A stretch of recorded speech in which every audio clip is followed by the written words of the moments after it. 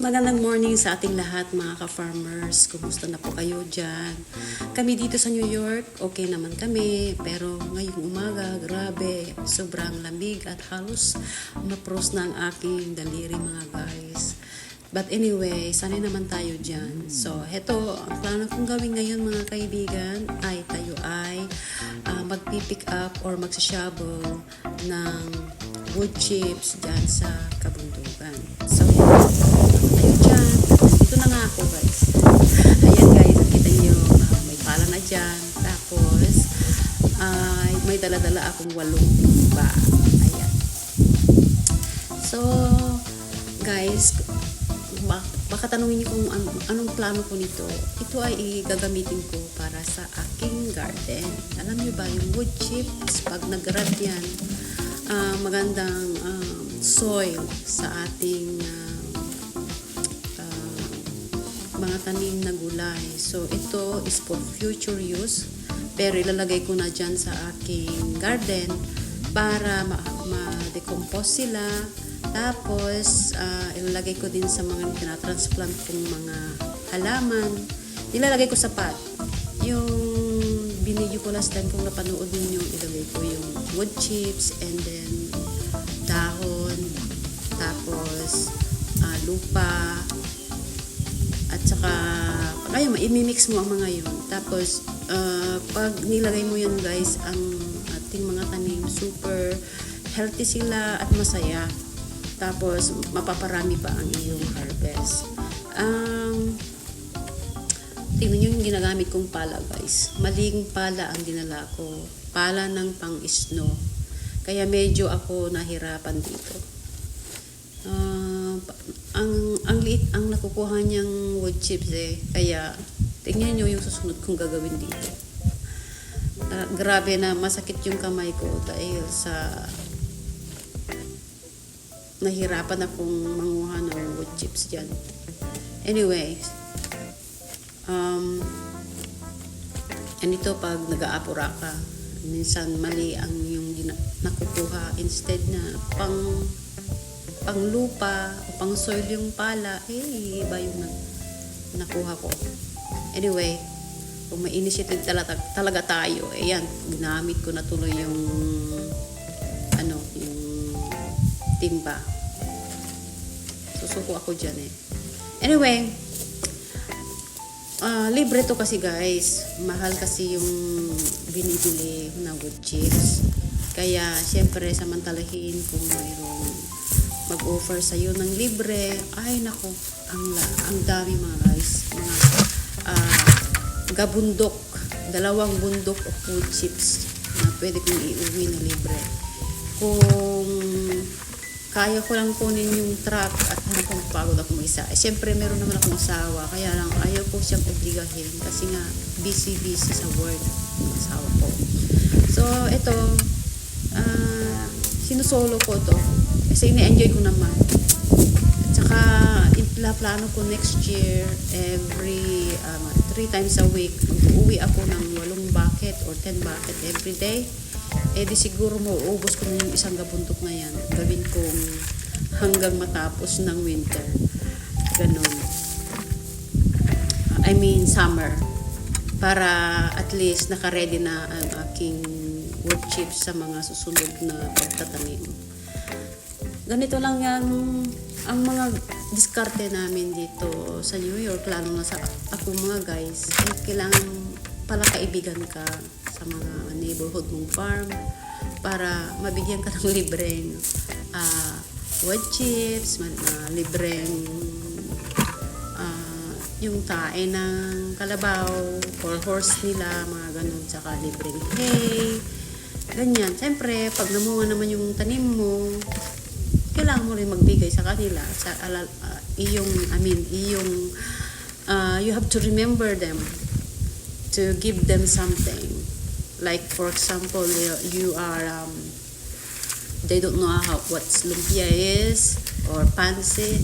You have to cook for them and then share your recipe with them, and then you have to let them taste your lumpia and stuff like that. It's like sharing. So next time they will give you again those stuff that they have. Like ano, parang ganun lang, tulungan. At i-share lang ang blessings sa kanila. Kasi pag may nagbibigay sa iyo ng mga bagay, siyempre marami ko din magbigay back sa kanila. Ganon. Saka, alam nyo, itong trabaho na ito ay ginagawa ko lang sa extra time ko. Sa tingin ng iba, parang mahirap ka or stuff like that. No? Hindi ibig sabihin na isang farmer ka na mahirap ka na, no? Mga ibang mindset natin mga Pilipino minsan kasi nakakaawa naman siyang tignan, po ganyan. Alam nyo, mga ganyang mindset wala dito sa USA. Wala silang pakialam kung anong mga ginagawa mo dito. Kung magmumukha ka mang pulubi, wala silang pakialam. It's not, hindi katulad dyan sa Pilipinas na lahat ng mga ginagawa mo pinupunan nila, tinitignan, parang dinajudge ka na ulit kung ano yung mga bagay na ginagawa mo. But anyway, ako dito sa USA, mga guys, kahit mga ganito yung mga ginagawa ko, ako ay masaya, ka-proud, dahil siyempre, kung mayroon kang sariling lupa, tamnan mo. Tapos alam nyo guys, pangarap ko na matagal na magkakaroon ng sariling taniman, sariling bahay. So, syempre, dahil meron na, di samantalahin mong mag-enjoy sa mga bagay na gusto mong gawin na napakasimple sa iba. Pero ito lang talaga yung aking kaligayahan. Mag-garden. Very simple. Yan. Garden, papunta sa ilog, mamingwit, papunta sa beach. Ano pa? Diyan sa mga kahuyan, manguha ng mga prutas. Very simple. Yan. Gusto ko rin mag-travel, pero hindi yun ang priority ko yung mga travel kasi nga may nervyos ako kaya iniiwasan ko yan. Papunta lang sa may ilog, mga 1 oras na driving or 2 hours na driving. Ako po na ay medyo ninenervyos na. So ayan, tapos na tayo sa paglalagay ng wood chips. At salamat naman na siguro matapos ko yung mga almost 10 minutes.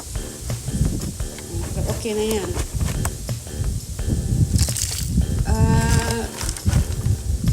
Titignan natin mamayang hapon mga guys. Ilalagay ko doon sa aking flat garden. Flat bed. Bang tawag nun? Basta makikita nyo sa aking live. Ayan.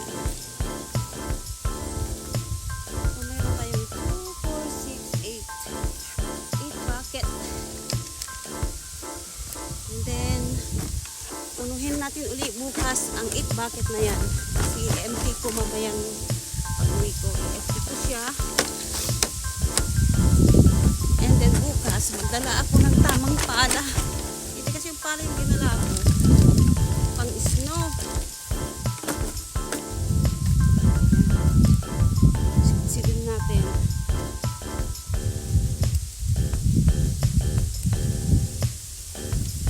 Lagyan natin sa sasakyan.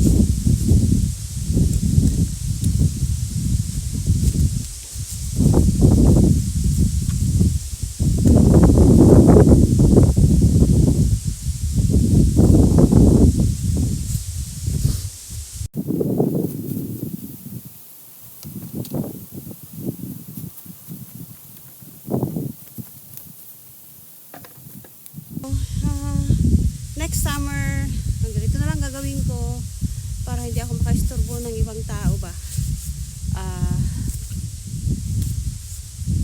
Maybe twice a week kukuha ako dito para mas madali sa akin.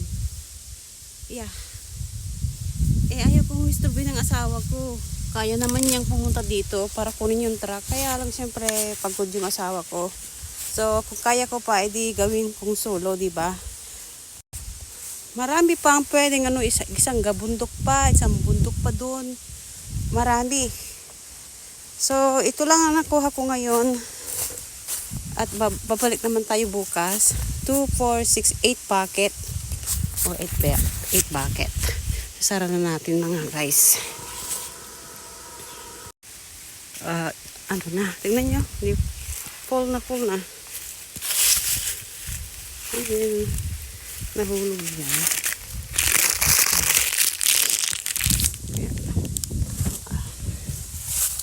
Seeking adventure. Okay, atras na tayo.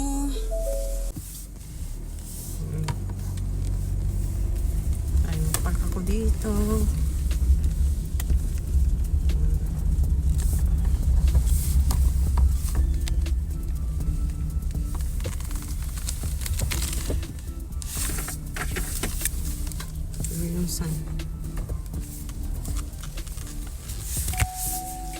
Okay, tapos na ang ating mission. Alam niyo guys, super lamig ngayon, grabe. This early morning, halos mag-cross yung kamay ko. Ayan. Yan lang guys, paalam na ha. Bye! Tingnan niyo. Sunrise. Saan na yan? Sakit sa mata.